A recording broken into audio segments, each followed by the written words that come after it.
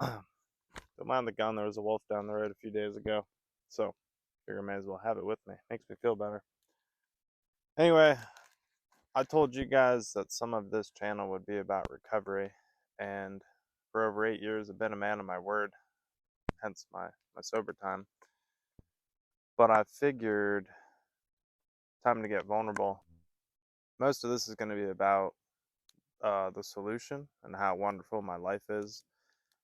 We can all tell horror stories, whether we're in recovery or not. We've all heard stories. I'll show some pictures that'll depict that. But a short and sweet introduction is that I had amazing parents. I had an amazing brother. All my relatives were amazing. Nothing bad, nothing weird happened to me as a young kid at all. Always had food on the table, got to play sports, got to be a mountain biker. My parents were always there for me. And I basically got my heart broken in high school, and I discovered that a few beers could make that pain go away. And that worked. And it worked for a second breakup when I was 18 or 19. A little smoky. Oh, I thought this might be a problem. So around 18, another breakup. And then I was drinking a lot because it worked. And tolerance went up. Drank. Went to college. Dropped out of college after a week. Went to another college. And 19 years old, I'm drinking 3 or 4 beers before 8:30 in the morning, driving to school, going to work after that, coming home, doing it all over again. 20, 30 beers a day for a couple of years. Went to a state college, did all right, and I got good enough grades to transfer to a university across the country. At that time, it made sense to leave where I grew up and move across the country, and it was amazing. I went to college at Northern Arizona University, 2008 through 11, mountain biker. I was doing well and had enough accountability as far as working to pay rent and going to college and trying to graduate. Still messed up a few times. I was still a drunk, still blacked out, still woke up in an intersection with cars honking at me on my bicycle and covered in blood. And then graduated college, got ready to go to grad school or apply to grad school, moved to Montana. And then I fell off a cliff in, my mom can remind me, but June or July of 2011, 2 months, 3 months after I graduated. Uh, Drunk the night before, woke up hungover, went hiking, and I fainted. So I wasn't drunk, but I had drank enough the night before where I guess I was probably still intoxicated. But I fainted and fell off a cliff and survived. Went to the ER, got stapled and put all back together, walked out of there.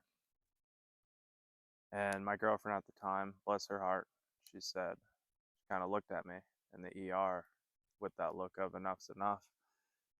I went home, combined the painkillers with some alcohol, and was blacked out within 2 days. And I just couldn't grab it. I couldn't control it once I started. Get to the good stuff. The my drug of choice for many years were pills. I don't need to name them, but the ones that make you feel good for pain. Big Pharma had gone through a thing where they released a lot of them from the 2000s onward. I'm not going to point fingers at all. I made the decision to keep putting drugs in my body, but they worked, right? They made the pain go away, and I no longer had to have alcohol in my breath to feel numb. And that's the point, right? I was numbing feelings. So that was it. I've also off to the races, moved up to Montana. Girlfriend stayed behind for 9 months, so I was alone, and I had a roommate. But now I could do whatever I wanted, right? There was no female to tell me that my actions were okay. So on with the story. Drugs. Then I found other harder drugs, and 2013, broke as can be.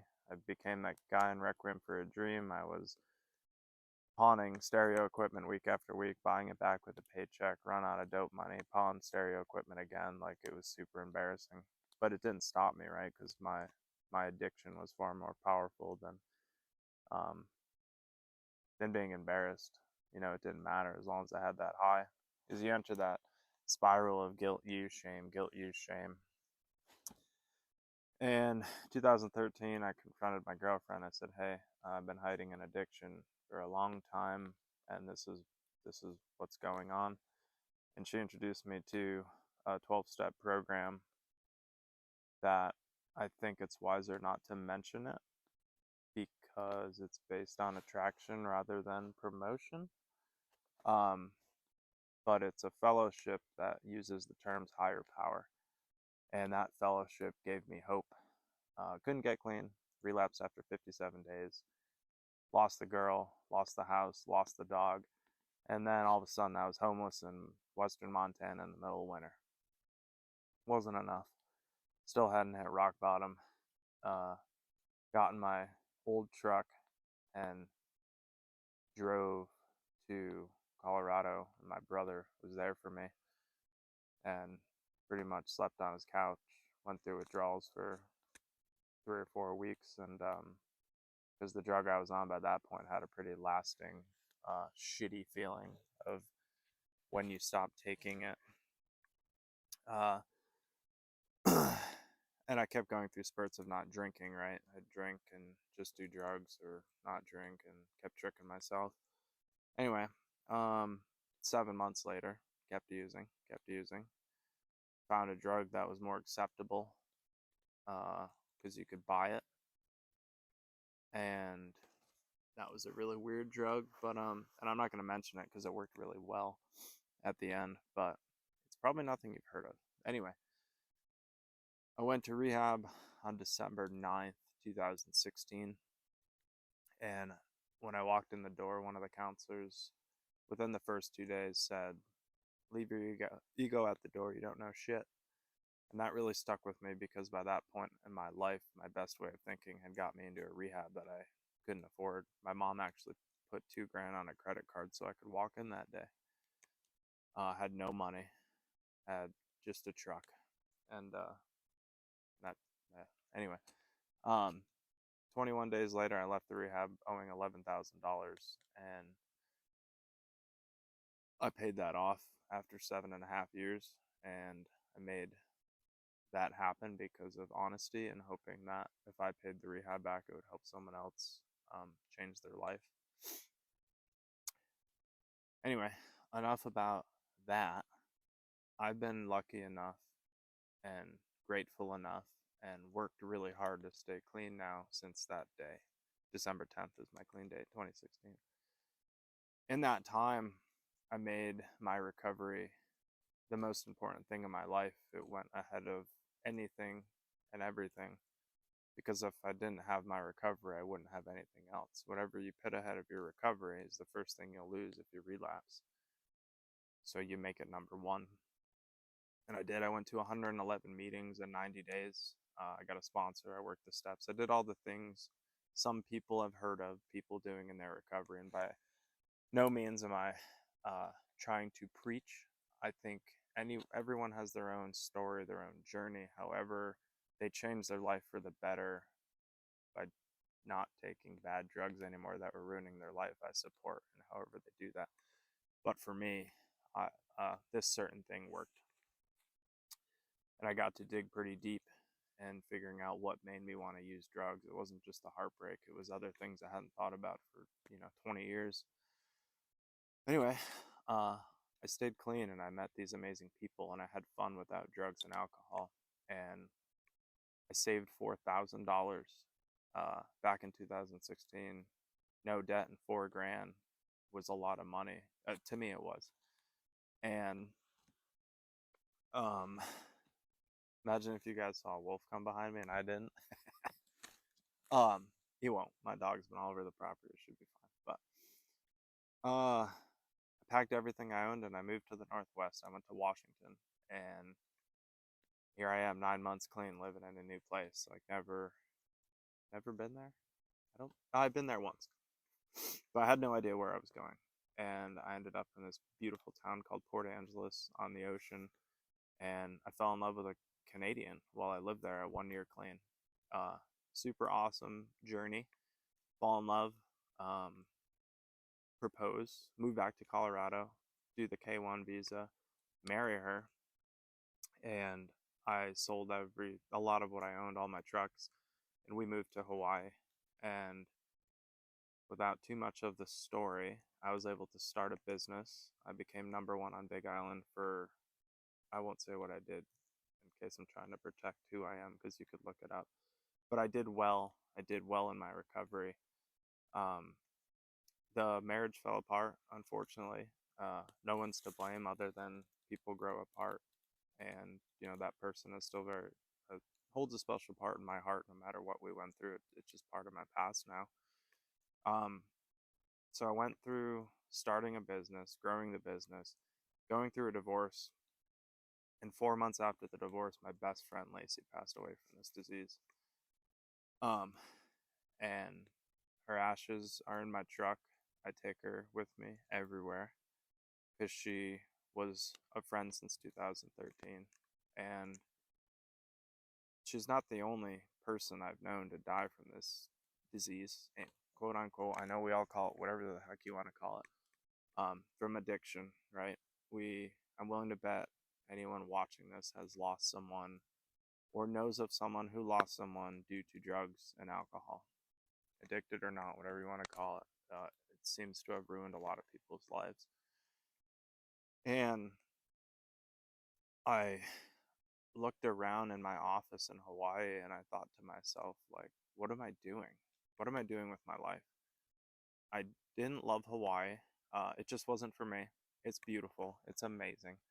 But I left snowy mountains of Colorado at the time to go to a hot, hot place in Hawaii. It just wasn't me. So now I had to take, a 6-digit income and just throw it away. Like everything I built, I was done with. I didn't give a shit. My happiness was gone. Like I went into a depression. Hadn't felt that since before I got clean. And luckily, I found this awesome Hawaiian kid to buy the business. He bought all the equipment and he's crushing it. And I'm actually going to his wedding in a few weeks in Hawaii because he bought my plane ticket, as a thank you to me. Anyway, here I am in Hawaii selling a business that was, I had a lot of things to do to prepare transferring ownership properly, and had to sell a lot of stuff. My brother bought a lot of stuff. He lived in the house with me, left a lot of stuff there. Had to ship a truck over and had to ship my dog, who's part pit bull, back, and it's hard to get a pit bull on an airplane. And I left October 24th of 2023. Here I go. I got more money than I've ever had in the bank, which again was still not much, but I'm feeling good, and I'm on the run. Like mentally, I'm chasing a new freedom, and that freedom was being in my truck for 19,000 miles with my dog and traveling around the country and going to meetings all over, visiting friends. I've lived in 8 states, so I had friends all over, and ultimately going back to see my parents and my family back where I grew up. Then I told myself I was going to visit Alaska before I settled down. It was always a dream, but I couldn't tell you I was 100% until I crossed the border, and within 3 days I put an offer in on the property. I was sold. But yeah, do I think about using drugs and alcohol anymore? I don't. Like, the idea of using hasn't sounded good since after the first year. The reason for that is I work a pretty, not strenuous. I work hard. Like, I do journaling, I do step work, I pray, and I do things that keep me busy. Some of my best friends that are clean just stay busy, and that's great. Like, that is their program, and that's wonderful. And right now, at my point, I'm just staying busy with a little, a decent amount of program in me, but um, I've never felt freer than where I live today. I'm sitting next to this fire. It's negative 20 degrees, and I'm becoming vulnerable with however many people see this. But the point is, addiction is everywhere, and I want everyone to know that there's hope. You can't make someone get clean or sober. You can only love them through it. And that's what I told my mom and dad to do when I went to rehab. My mom asked what she could do, and I just said, ask me every day what I did for my recovery. And after 8 years, she still texts me every day and asks me what I've. She doesn't always ask what I do for my recovery anymore, but she makes sure I'm responding, because in my addiction, I wouldn't respond for weeks at a time. So for any family members seeing this or hearing this, can't do a whole lot except love them. And you've got to be strong enough to put up boundaries when people's addictions are taking away from your life. If that means kicking your kid out of your house because they're bringing bad shit into your life, you got to do what you got to do, right? I'd like to say if you were a parent and your kid couldn't get clean and you kicked them out, that's probably a good thing. Make them go figure it out. If they're going to overdose and die, they're going to do it whether they live under your roof or not. That's just the sad truth. But yeah, I couldn't be happier. Couldn't be happier with what I have in life. And I like to say I don't have much because I own this property in this cabin, but it's a derelict shack in the woods in an eastern interior Alaska where it's very cold. I don't have much more than $1,000 usually in my bank account these days, but I have little debt and I have my recovery. So it's funny. I've had $100,000 in a bank account and I've had $300 a few weeks ago. Where was the happiness? Well, it was when I only had $300 and I had all this and my time, away from drugs and alcohol. So anyway, if you're struggling, reach out for help because you can't do it alone. Sorry, but white knuckling, it doesn't really work very well. It just doesn't. And I can say that because I've seen it and I've seen people try it and I've seen people die. So a real man can ask for help. And I mean that man and woman, but it takes a real human to ask for help. And I sincerely believe that. Anyway, reach out for help if you need it. Without further ado, it's getting a little chilly, so I'm going to go inside. I appreciate you watching and share this video if you know someone struggling, because maybe it could give them hope. If this video is seen by one single person that tries to change their life, then it was worth it. All right, time to get warm inside.